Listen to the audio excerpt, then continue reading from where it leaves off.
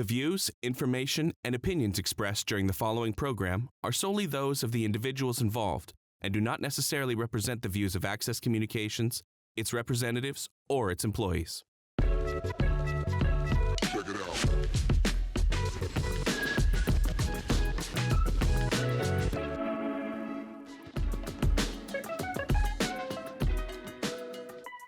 Oh, what a beautiful day. Oh, hey, how's it going there?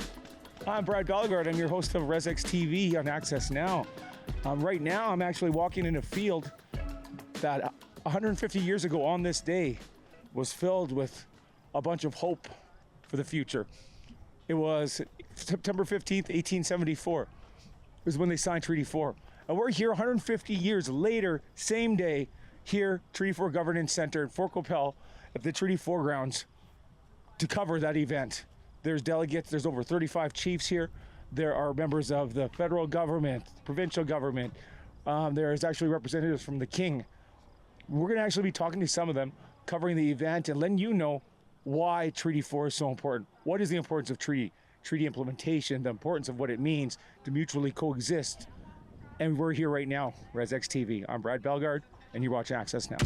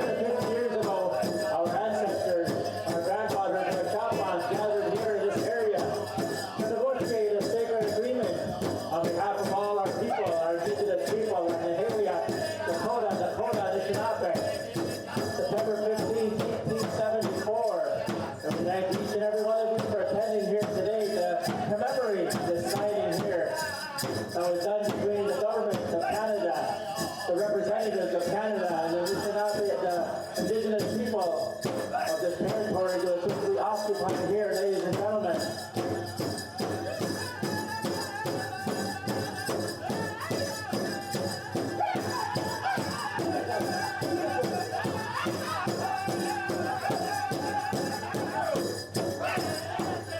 The right to live our traditional way of life is what we ask for. To share the land, the resources with our government representatives, the right to our language, to our education, that our children, our future children will look after. 150 years ago, this is what our people asked. For many years, these things had to be hidden. Our people are repatriating our ways of being, myself included. This is a very momentous occasion, but as Chief Perry Bellegarde has said to us, this is not a celebration. This is a commemoration. For many, many years, our people have been acknowledging this treaty. Our people were the ones who carried this forward when everyone else wanted it to go away. The old ones who made these agreements. And personally, I never say signed. Somebody touched my mushroom with a pen and put an X down for him. My mushroom didn't sign anything, neither of them. And so we need to remember, yes, it's beautiful to have everyone here. It's a beautiful day. But we need to remember, we have a long way to go. There's still work to be done ahead of us. It's a great honor to have been asked to be here, to be amongst you. It was a great honor to address our Kataya, our old ones, the other day at our Elders Forum. That was the second time in my life that I've been asked to do that. It's a great honor for us to carry these things forward, but it's also a great burden. And those who fought the battle to make this place, to have this building constructed, I was there when they broke ground. And I remember thinking, you know, this is a great opportunity for our people to continue to work on behalf of the old ones who came before us. Mino Kisagat, welcome to everyone here today. It's my honor to be able to welcome you all on behalf of the Treaty 4 Chiefs Council to this momentous celebration of our treaty, of 150 years of treaty. I want to acknowledge Premier Scott Moe. I would like to welcome you here. We're very honored to host you here. We look forward to discussions in the future about the development, about the preservation of the land in this province, and we look forward to meaningful discussions in the future. Welcome, and welcome to your colleagues who are here today to represent the RCMP, the Royal Canadian Mounted Police. When our ancestors entered into treaty, they promised that they would establish a police force to ensure that we would not be molested by the newcomers, and that the RCMP have long, formerly Northwest Mounted Police, have long served an important role in upholding our treaties. I also want to welcome all of the chiefs, the tribal chiefs, National Chief Cindy Woodhouse Nipanak, welcome to Treaty 4.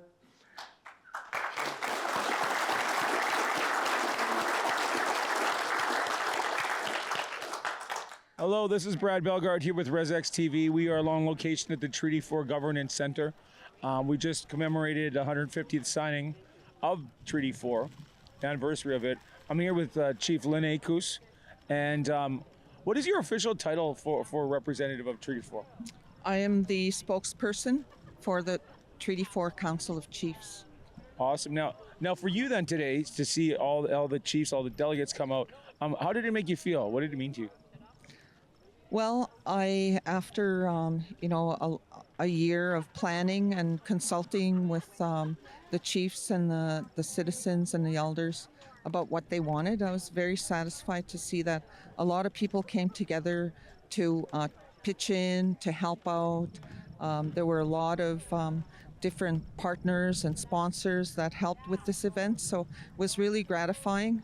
For me personally, 150 years of treaty means that we need to work even harder to establish better relationships with the Crown and that, the successor governments of Canada and Saskatchewan and Manitoba in Treaty 4, we need to really push the envelope in terms of fulfilling the promise of treaty and clearing a path for spirit and intent of treaty. Perfect. I guess that leads to my next question. When we talk about the spirit and intent of treaty and treaty implementation, right now we have the fastest growing demographic, and I think it's really important for us to learn about it. But for the non-Indigenous people that are coming here, the newcomers that are coming to Canada, well, What needs to be done in order to be able to educate them about what the treaty means?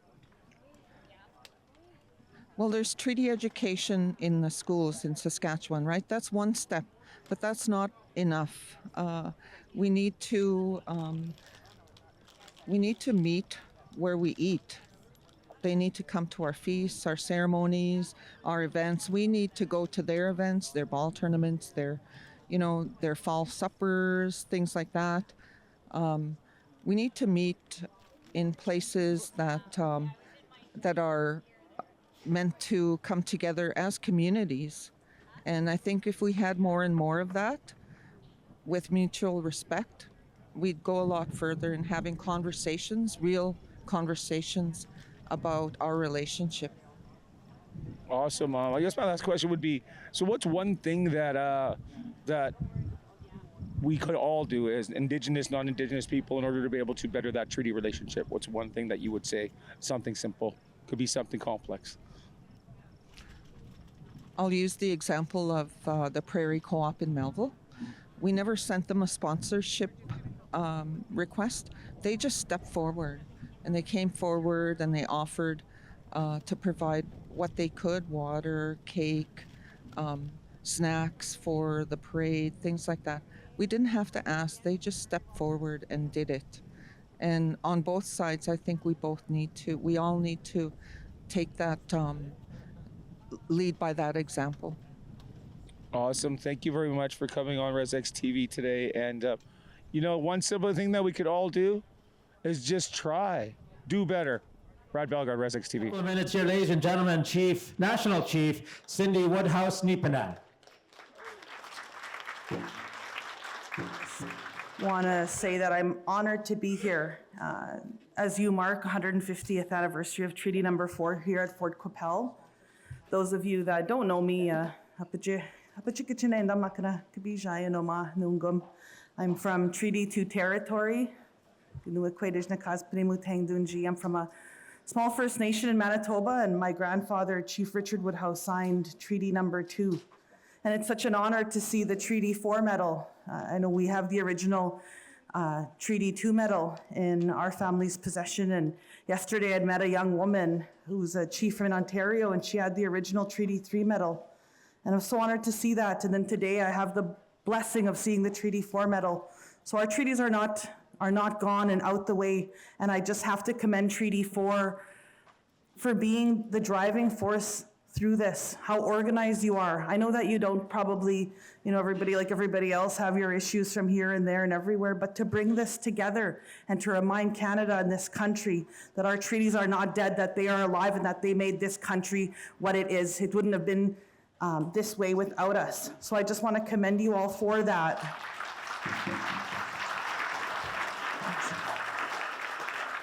I want to also thank and welcome the elder for raising the pipes this morning during the pipe ceremony and starting us off in a good way. I want to recognize the Treaty 4 spokesperson, Linekus Chimigwechogamakwe, for welcoming me here today. Regional Chief Bobby Cameron, thank you. And Treaty 4 chiefs, dignitaries, including Premier Scott Moe, nice to see you again. Parliamentary Secretary Jaime Baptiste, who I grew up with, and I'm so proud of you to where you are. Not many First Nations people are in the House of Commons, so I always lift you up. And I know I always come and tell you, remember where we're from, because we're small, but we're always remember where we come from, and I'm so glad that you're there. Lieutenant Governor Russell Marasti, I'm just so honored that we have a Lieutenant Governor speaking our language this morning, and your beautiful wife, who I know she's such grace and love, but I always make her laugh anyways because we're both Rez girls. So. All right. Well, first of all, I want to thank you for coming on RezX TV here. Your Honor, you've had the privilege of attending through your duration as being the Lieutenant Governor and the representative of the King. Prior to that, the Queen, attending different events across the province. What's the difference between this one and the other ones that you've actually attended? Well, the difference is very personal. I'm a member of the Lac La Ronge Indian Band in Treaty 6 territory, and so this celebration today really has more personal meaning to me in terms of the treaties, what they were intended to do, and the ongoing discussions around treaties for all of us. So really more of a personal kind of meaning to me. Well, thank you. Just to add to that, I guess, for yourself then, growing up, were you ever exposed to a lot of the meanings of the treaties, or did you just learn that later on in life, what the importance of what the treaties are meant to represent? Really minimal. I mean, right from as far as I can remember, we had treaty days, as we call them, in my community, and we would go and line up with everybody else and receive our $5 and see the RCMP there as part of that group and the leadership. And so, yeah, we had a little bit of an understanding, but not as deep an understanding as I've developed over the years, certainly.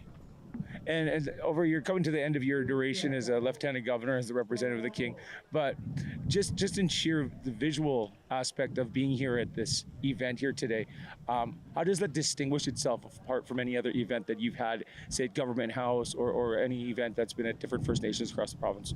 Well, first of all, the number of people that are here, I understand have been here all week, but this is the first day that I've had the opportunity to come here. So the number of people, but the leadership and the varied perspectives that everybody shared, very meaningful perspectives, and which will add to the broader understanding of treaties, but also even my own understanding as far as individual areas, communities, or agencies, as the term was used. So I've learned today as well, and that's because of the people that are here, the commitment that the leadership has, and just the passion with how they spoke and shared their perspectives. Awesome. One last question for you.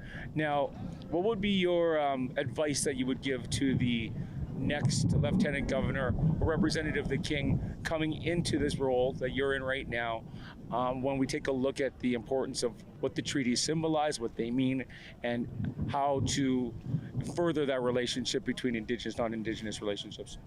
Well, I guess even though the position is more symbolic and ceremonial for the most part, there is that link to when the treaties were signed. The lieutenant governors were the representatives of the federal government, at least here in Western Canada, and also by extension representatives of the Crown. So I think anybody new coming to this position has to appreciate that history, so that when they're invited to ceremonies or events like this, they have that deeper understanding. Well, why are people coming together? Why is this so important? Well, because it's 150 years old in this case, right? And so that deeper understanding will allow them to be more comfortable coming to these types of events and appreciating why the people of these communities and leadership, especially when they express themselves, are so passionate about the treaties and what they were intended to be and the ongoing discussions around the treaties and implementation. Well, I want to thank you. Thank you once again for taking some time. Your RezX TV, I'm Brad Bellegarde with Lieutenant Governor Russell Morasti. We're going to call from the FSIN on behalf of Chief Bobby Cameron, Vice Chief David Pratt.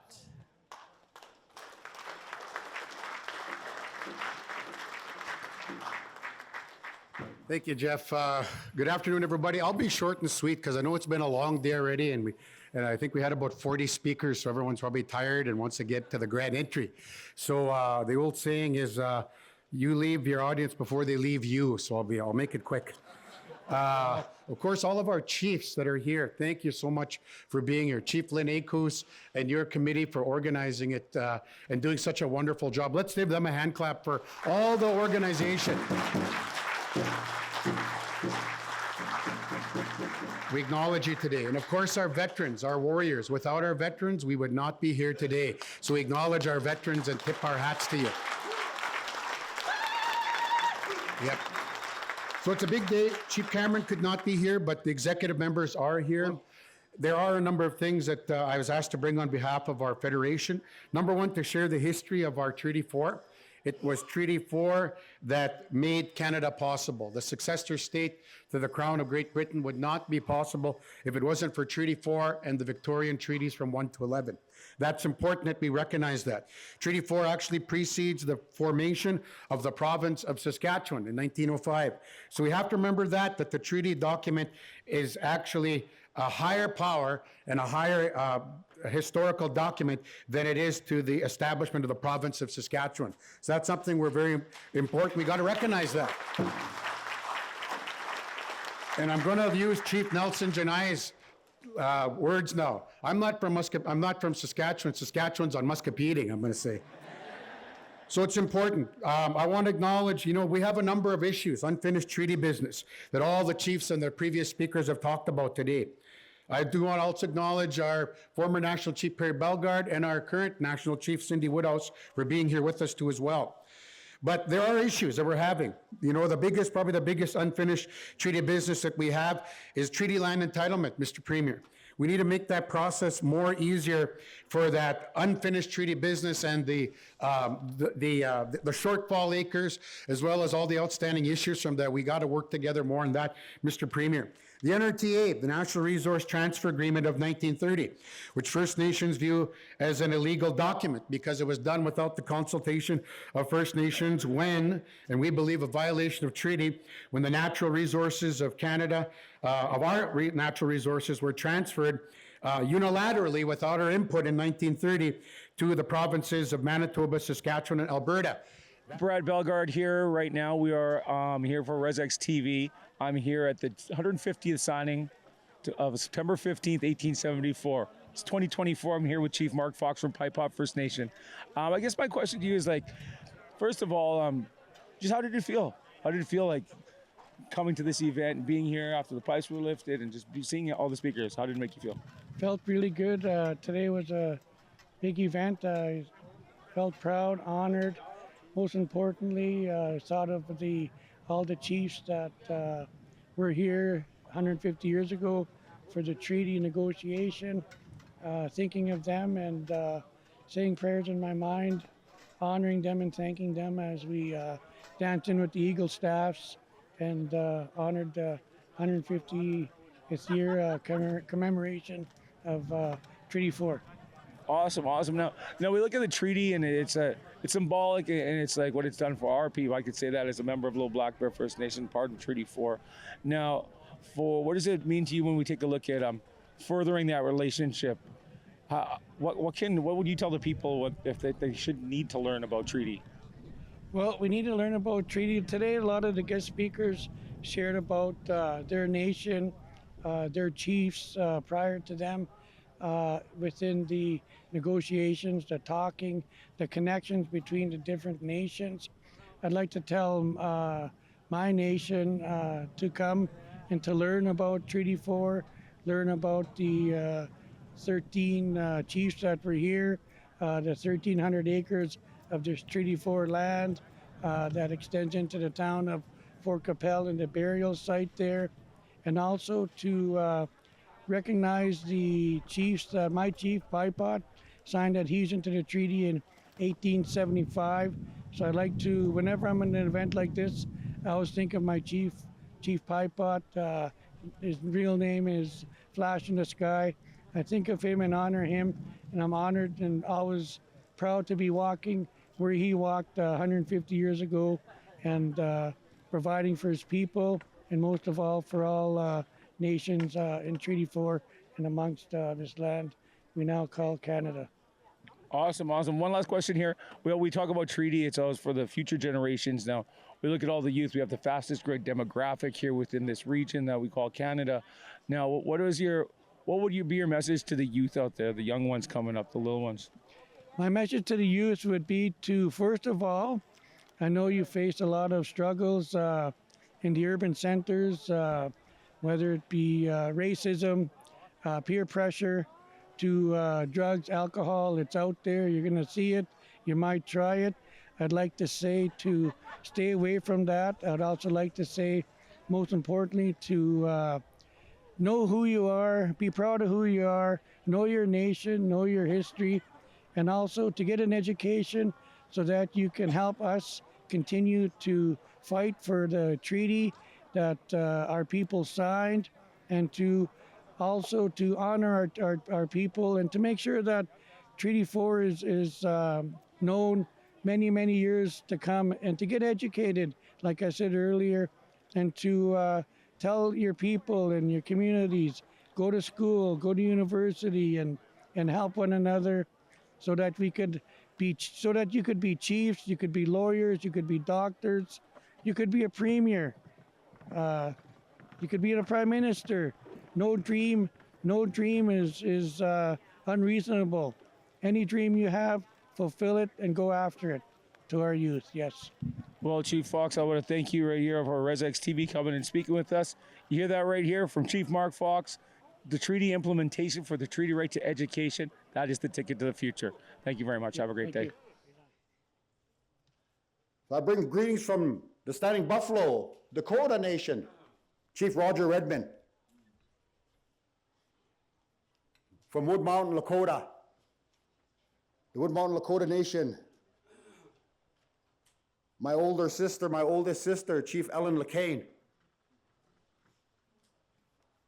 Chief Fox from Pipot. Chief Tavida from Muscopheating. Chief Carolyn Wahobin from Nikanit.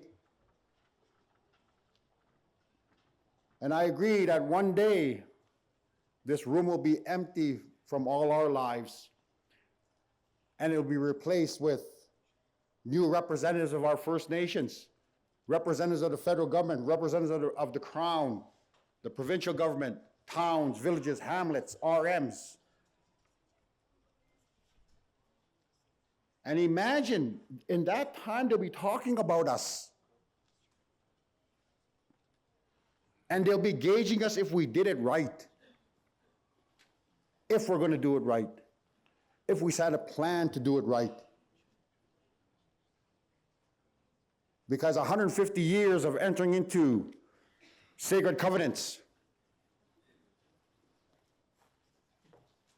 shows that as Indigenous people, as human beings, we are not going anywhere.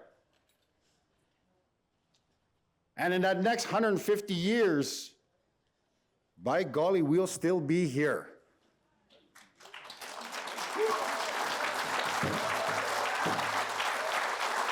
So it only makes sense that we get along, work together, prosper together. Then we could say we are in true reconciliation, that we're building those bridges. No, let's not build bridges. Let's fill that gap, because bridges crumble. Let's fill that gap.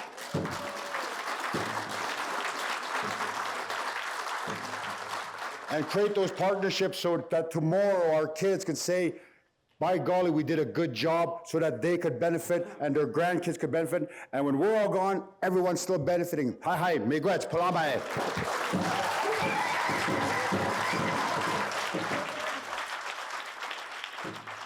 I just wanted at the end to say thank you to everyone for making this day so special. I want to especially thank the people who put this together, the staff and the volunteers. So I want to give them one more round of applause. They're all back here looking tired. So have a good day, everyone. We'll go powwow together now. Kikowapamin minoa.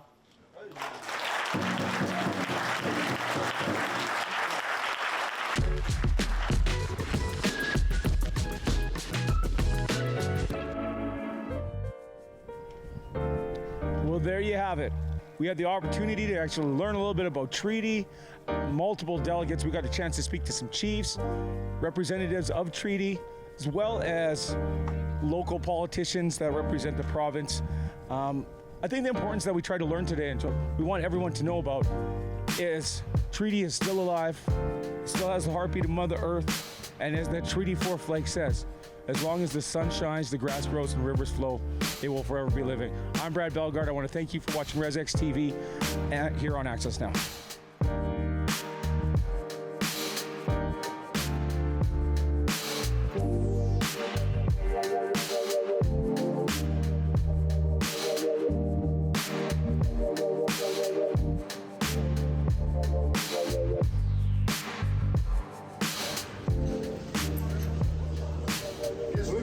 Sweet lots, everyone. Thank you. Sweet lots so that they can clean you.